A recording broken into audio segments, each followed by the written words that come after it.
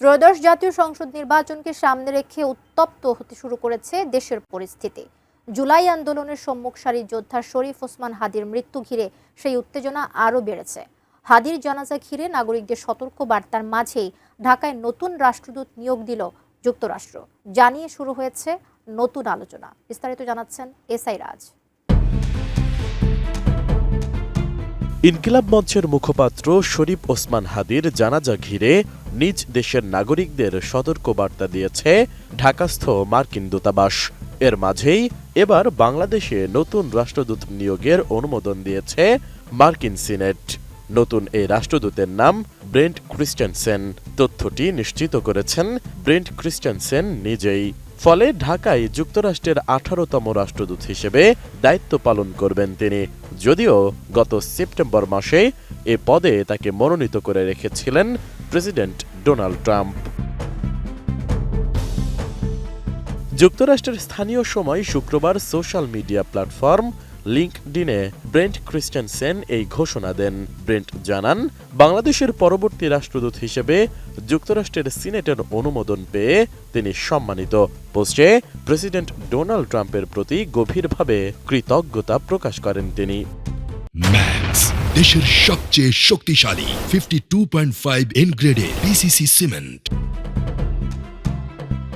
ব্রেন্ট Christensen একজন senior foreign service officer, যিনি যুক্তরাষ্ট্রের পররাষ্ট্র দপ্তরের ক্লাস অফ কাউন্সিলর পর্যায়ের ক্যারিয়ার কূটনৈতিক।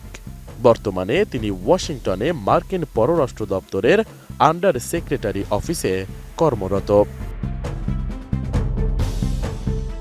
এদিকে ক্রিস্টেনসেন বাংলাদেশের জন্যও নতুন কেউ নন। 2019 থেকে 2021 সাল পর্যন্ত তিনি ঢাকাস্থ মার্কিন দূতাবাসে রাজনৈতিক কাউন্সিলর হিসেবে প্রায় 3 বছর কাজ করেছেন।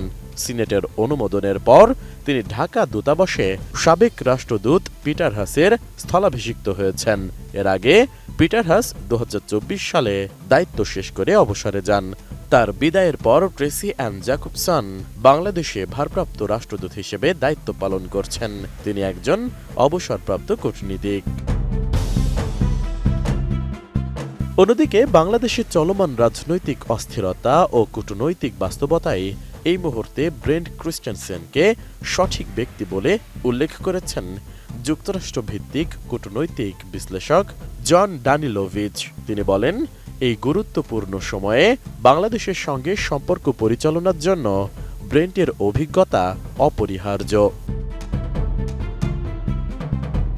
এর আগে শুক্রবার এক সতর্কবার্তায় মার্কিন দূতাবাস জানায়, জুলাই আন্দোলনের সম্মুখ ভাগের যোদ্ধা ওসমান হাদির জানাজাকে ঘিরে শনিবার মানিক মিয়া এভিনিউ সহ আশেপাশের এলাকায় এবং রাজধানীর বিভিন্ন গুরুত্বপূর্ণ সড়কে ভারী যানজট সৃষ্টি হতে পারে।